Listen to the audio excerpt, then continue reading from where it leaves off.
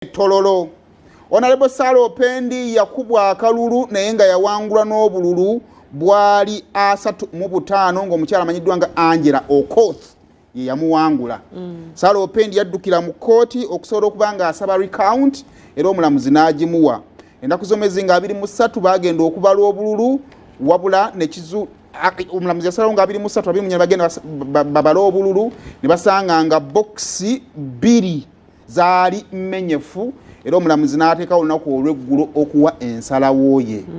Mu nsalawo ye yagambye bannange boxi webanga nsale nange sina kyensobola kukola ki okutaasa. Twagenza okumaliriza nga omukyala Angela Okoth naye ali mu cerebre.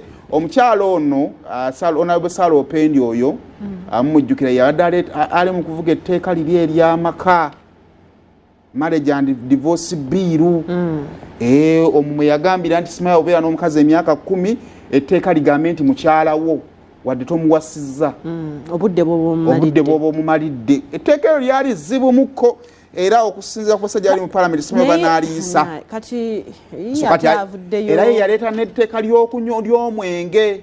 Alina amateeka gadde controversy nenga malungi nenga ga buntu naye ndowooza engeri gye gayingira omu n'abakiisa abamu tegaweebwa nnyo budde. So Salo Pendi parliament eno, and I think she's one of the faces that we are likely to miss in this parliament. By the parliament eno erina faces nyingi ezigenze lwakuba nti ffe twatunula nnyo wano mu centre kubanga ewali abantu baffe.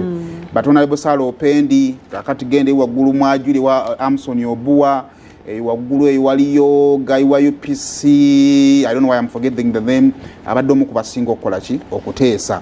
Kale